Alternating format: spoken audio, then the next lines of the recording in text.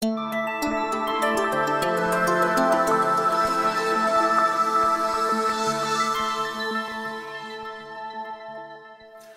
allons voir dans cette vidéo comment compresser des fichiers au format zip, mais d'imposer un mot de passe lors de la décompression de ces fichiers. Alors pour cela, je vous ai préparé quelques fichiers que nous allons compresser. Voilà, vous voyez, j'ai préparé une vidéo, un fichier Xmind qui est un logiciel de mind map, un fichier Excel et un fichier Word. Alors, suivant que vous êtes sous Mac ou sur PC, je vous ferai peut-être une vidéo spéciale pour Windows, mais sur Mac, la compression est très simple. Vous faites juste un clic droit sur votre fichier et vous le compressez. On peut regarder le résultat. Vous le voyez entre c'était le .doc, oui. Entre le modèle ici .doc, qui ne pèse que 46 kg, et le fichier compressé, qui lui pèse 43 kg. Okay. On peut faire la même chose aussi avec n'importe quel fichier. Par exemple, un fichier vidéo, je fais un clic droit, compresser, et ça va me donner. Vous noterez toujours que le nom de fichier zippé, on va plutôt aller comme ça. Voilà. Voilà, vous voyez que à chaque fois, la version zip est le nom du fichier d'origine avec une deuxième extension .zip. C'est pareil pour le fichier Word que nous avons fait, et c'est pareil pour n'importe quel fichier. Ici, il s'agit d'une extension un peu particulière qui n'est pas, qui ne fait pas partie des extensions communes, mais c'est toujours pareil. Hein, je fais un clic droit, je compresse et j'obtiens la même chose mais au format compressé. D'accord? Alors ensuite, qu'est-ce que je fais de ce zip? Eh ben, c'est ce zip-là que je vais convertir en URL de façon à ce que mon contact puisse l'avoir. Lorsque mon contact l'aura, il n'aura donc pas, mettons ce fichier-là, il n'aura pas l'original. Donc du coup, on va supprimer cet original. Voilà, on va regarder notre corbeille. Voilà, on est bien dans la corbeille. On va vider la corbeille. Voilà, nous n'avons plus du tout, on peut regarder de nouveau la corbeille. Notre corbeille est bien vide. Donc nous n'avons plus du tout l'original de ce fichier. Alors, sous Windows, pour décompresser un fichier que vous avez reçu, généralement, il suffit de faire un clic droit et extraire de mémoire. Sur Mac, c'est encore plus facile puisqu'il suffit de double-cliquer dessus. Voilà, vous avez vu que il a reconnu le format zip, il le décompresse et je retombe sur mon format original. Donc ça, c'est pour pouvoir compresser au format zip vos documents. Je vais les supprimer. Et je vais vider la corbeille. Voilà. Donc, zipper des éléments, compresser des éléments au format zip ne pose pas vraiment de problème. Le problème, c'est lorsqu'on décompresse, lorsqu'on dézippe. Et c'est là où les documents confidentiels, j'aimerais bien que la personne qui essaie de dézipper un fichier compressé, eh bien, se retrouve face à une demande de mot de passe, que je lui aurais transmis par texto, par téléphone, peu importe. Mais sans le mot de passe, il faut que je m'arrange pour que la personne, elle va pouvoir télécharger le fichier zip, mais elle va pas pouvoir l'ouvrir, c'est-à-dire le décompresser, sans avoir ce mot de passe. Alors, comment faire pour cela? Bien, il y a différentes solutions. Hein. Il y a une solution que j'aime bien, qui est compatible avec tous les systèmes. C'est un logiciel, un petit logiciel qui ne pèse pas lourd et qui prendra pas de place et qui s'installe très facilement sur votre ordinateur. En quelques clics, vous allez voir. Nous allons aller tout de suite chercher ce logiciel. Donc la première des choses à faire est de lancer notre navigateur. Voilà, je suis donc dans mon navigateur Safari, comme vous le voyez ici, puisque je suis sur Mac. Hein. Mais bien sûr, vous savez que sur Mac, on peut utiliser aussi n'importe quel autre navigateur, tel que Google Chrome ou Firefox, peu importe. Ici, ce que vous allez taper 7zip. D'accord? Alors, 7zip, il y a, comment dire, il y a pas mal de choses. Parce que vous voyez, là, 7zip, on a même 17 millions de résultats. Donc, c'est vous dire, c'est... Alors, par contre, ici, le premier résultat, vous voyez que ça va nous proposer un download, c'est-à-dire un téléchargement au format Windows. Nous avons besoin d'avoir accès à d'autres téléchargements, Windows, Mac, etc. Mais tout ça peut se faire directement depuis le site. Donc on peut aller sur cette-zip.org et on se retrouve sur cette page. D'accord? Alors sur cette page, on a évidemment ce qui est mis en avant ici, c'est la version pour Windows, et en l'occurrence la dernière version de 7zip, qui a été mise à jour, vous voyez, le 21 février 2019. Ça, c'est pour si vous avez un PC avec Windows. Alors, si vous êtes sous Mac, sous Linux ou autre, vous allez tout simplement, déjà vous pouvez franciser ici l'interface, en cliquant sur French, voilà, et comme ça vous avez les choses en français. C'est pas plus mal pour nos amis qui sont pas à l'aise avec l'anglais. Et à partir de là, vous allez pouvoir cliquer sur téléchargement. Et là, vous avez tous les téléchargements. Par exemple, pour Windows, ici, vous avez les dernières versions qui vont de la version de 2010, la 9.20, jusqu'à la version 19, la dernière. Et vous choisissez parmi les téléchargements le type de téléchargement que vous voulez. Soit en version compressée, soit en version MSI. Pour ceux qui ne connaissent pas, c'est pas grave. Généralement, vous allez prendre la version exe. Soit, si votre ordinateur est en 32 bits, vous prendrez celle-là. Si votre ordinateur est en 64 bits, vous prendrez cette version-là. Maintenant, quid des autres systèmes que Windows? Là, vous allez descendre un peu plus bas. Et vous allez chercher ici. On va aller sur 7ZX pour Mac X.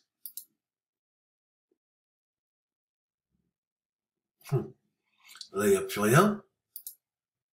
Oh, ça marchait encore hier. Bon, dans ce cas-là, c'est pas grave. Ce que vous allez faire, c'est qu'au niveau de la recherche Google, vous allez chercher 7zip pour Mac. Tout simplement. Voilà. Pour Windows, hop, pour Mac. Vous l'avez ici, par exemple. Voilà. Et en fait, là, vous voyez, c'est la bonne URL ici. C'est 7zip.fr et non pas .org, c'est là où je m'étais trompé tout à l'heure.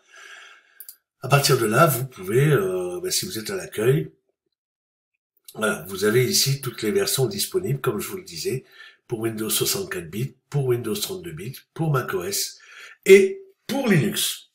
Alors, ce qui nous intéresse évidemment dans notre cas, c'est pour macOS. Donc, je vais donc télécharger. Vous avez vu la petite animation qui m'amène ici au téléchargement. Je vais donc faire apparaître dans le Finder le téléchargement en question, le voilà. Je vais double-cliquer dessus. Il va m'ouvrir l'image du disque et il va me proposer, voilà, il me propose une procédure d'installation, ce que je m'empresse de faire en double-cliquant dessus. Alors, vous devez avoir, lorsque vous êtes sur Mac, vous devez avoir de temps en temps des alertes comme ça qui vous dit attention, ça vient pas d'un site qu'on connaît, etc. Bref, vous pouvez dire ne pas m'avertir si vous savez d'où viennent vos fichiers, évidemment, et vous allez cliquer sur ouvrir. À ce moment-là, la procédure d'installation se lance, et là, c'est comme sous Windows, suivant. Alors attention, ne faites pas suivant comme ça, vite fait, sans regarder attentivement. Vous voyez que là, il nous propose d'installer Yahoo comme notre moteur de recherche principal. Ce que je ne veux absolument pas puisque j'ai Google. Donc, ne faites pas suivant régulièrement comme ça. Essayez de faire attention à ce qui se passe. Donc là, je dis skip pour annuler cette installation-là de Yahoo. Il continue l'installation, il me fait une autre proposition. PDF Expert, le milieu. Ok, je skip aussi, c'est pas ce qui m'intéresse. Et là aussi, encore une offre sur Booking, il veut installer Booking.com sur mon ordinateur. Bon, c'est le propre des C'est le propre des modèles économiques qui sont basés sur le gratuit, hein. Vous avez dû vous en rendre compte aujourd'hui, il n'y a pas de gratuit sur Internet. Il y a toujours un modèle économique. Si on vous donne quelque chose gratuitement sur Internet, c'est qu'on va gagner de l'argent ailleurs qu'au moment où on vous donne les choses. Et notamment par ce genre de proposition. Donc voilà, il suffit de faire skip et donc d'annuler les offres qu'on nous fait. Et c'est très rapide, vous voyez, c'est installé, finish. Donc maintenant, alors pardon, je reviens. Alors maintenant, ce qui va se passer, je peux fermer ici. Et je peux surtout maintenant aller me diriger. On peut quitter maintenant Safari. Voilà. Et maintenant, on va s'occuper de ces fichiers, de la compression de ces fichiers. Alors maintenant, au lieu de faire compresser le fichier comme tout à l'heure, ce qui va me donner juste un fichier zip qui va s'ouvrir par simple double clic, je vais plutôt ouvrir avec. Et là, je vais chercher mon logiciel que je viens d'installer. Alors, s'il n'apparaît pas ici dans la liste des applications, je vais tout simplement aller chercher dans Autres. Et là, il va me proposer de naviguer parmi les applications que j'ai. Et là, il me suffit d'aller chercher l'application en question. C'est zip, je sais pas comment c'est classé, bon, on va taper 7.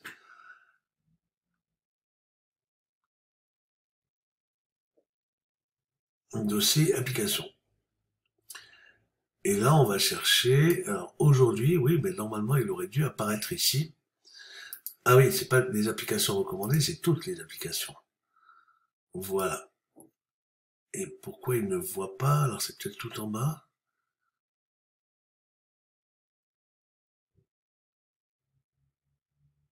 Ah, le voilà. Ah, je crois que j'ai dû l'installer l'année dernière, effectivement. Alors, on a trouvé notre application 7zipx.app et je vais donc ouvrir le fichier que je veux compresser avec cette application.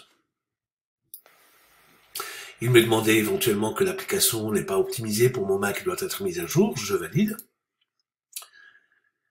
Et voilà, maintenant, j'ai une fenêtre qui me dit que, voilà, je veux bien compresser 3approches.jpg, c'est-à-dire cette image, mais je te propose de le faire avec certaines options que tu peux rajouter.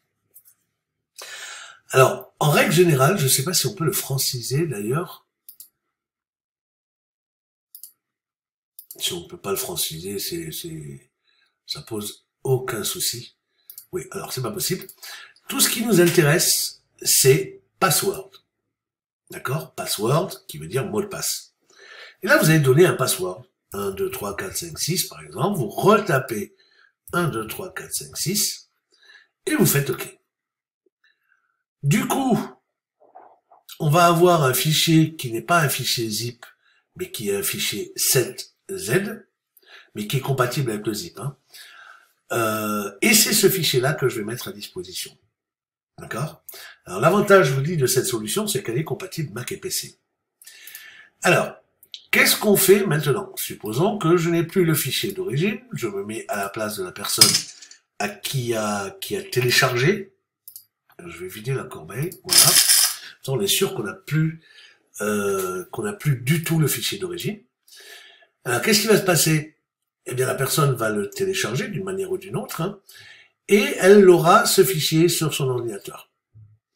Alors, soit elle va double-cliquer, si elle est sur un Mac, pour le décompresser, et là, vous voyez que, hop là, tout de suite, le mot de passe est demandé. Et sans mot de passe, eh ben voilà, il n'y a pas moyen. Si la personne n'a pas le mot de passe, elle n'a aucun moyen de voir ce qu'il y a dans ce fichier compressé. On peut aussi le faire avec, voilà, hein. Et là, vous voyez, je n'ai pas d'outil pour décompresser. Vous pourrez essayer la même chose avec votre PC en faisant un clic droit et extraire. Au moment de l'extraction, il va vous demander quel est le mot de passe. D'accord? Alors évidemment, j'avais choisi 1, 2, 3, 4, 5, 6. Évidemment, si vous donnez le bon mot de passe, eh ben ça va se décompresser, voilà, et l'extraction est terminée, et on retombe sur notre image de base. Alors ça, c'est très intéressant parce que, eh bien, l'image de base, ça peut être un scan de votre, je sais pas, de votre carte d'identité, de votre passeport. Enfin, personnellement, j'ai tous mes documents importants parce que je voyage beaucoup. Quand je suis à l'étranger, j'ai peur de perdre mes papiers et donc j'ai sur mon hébergement, j'ai tous mes documents au format zip ou 7Z, qui est un format compatible zip, on va dire. Je les ai tous en format compressé avec mot de passe. D'accord? Encore une fois, voilà, il faut un mot de passe. Et sans ce mot de passe, alors évidemment, attention, parce que si vous oubliez le mot de passe que vous mettez lors de la compression, il n'y a pas, c'est pas comme sur le web, hein, il n'y a pas moyen de mot de passe oublié. Non, si vous avez oublié le mot de passe, vous êtes mal, parce qu'il n'y aura pas moyen, tout simplement, de le décompresser. Donc, n'oubliez pas, prenez un mot de passe qui ne soit pas facile à trouver, du genre 1, 2, 3, 4, 5, 6, comme je viens de le faire, par exemple. Prenez un mot de passe plus évolué, ça peut être une phrase, ça peut être... Le sujet n'est pas ici de vous expliquer comment avoir un mot de passe qui soit incraquable par sa complexité. Mais toujours est-il, voilà, méfiez-vous de ce côté-là. Si vous oubliez votre mot de passe, vous ne pourrez pas ouvrir le fichier. Bon, après, on a toujours un mot de passe en tête qu'on utilise souvent. Généralement, pour ce genre de fichier, je prends le mot de passe que j'utilise souvent et j'ajoute 1, 2 ou 3 étoiles derrière le mot de passe que j'utilise d'habitude. Et je me dis, voilà, pour tous les fichiers compressés avec mot de passe que je mets sur Internet, eh ben, ça sera mon mot de passe habituel plus 3 étoiles. Voilà. Et comme ça, je suis tranquille. J'ai un seul mot de passe pour tous les documents.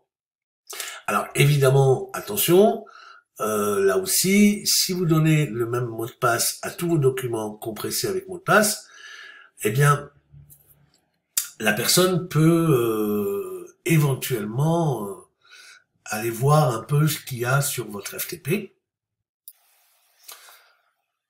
s'il a un accès quelconque, et s'il a découvert un de vos mots de passe, il va l'essayer sur les autres fichiers, bien évidemment. Donc après, voilà, à vous de faire varier un petit peu les plaisirs. Moi, je varie entre 1 et 3 étoiles, et je sais que, en règle générale, quand je veux décompresser, c'est soit avec 1 étoile, soit avec 2 étoiles, soit avec 3 étoiles. Voilà donc comment compresser correctement et rendre vos fichiers vraiment confidentiels. Je vous remercie et je vous dis à la prochaine vidéo.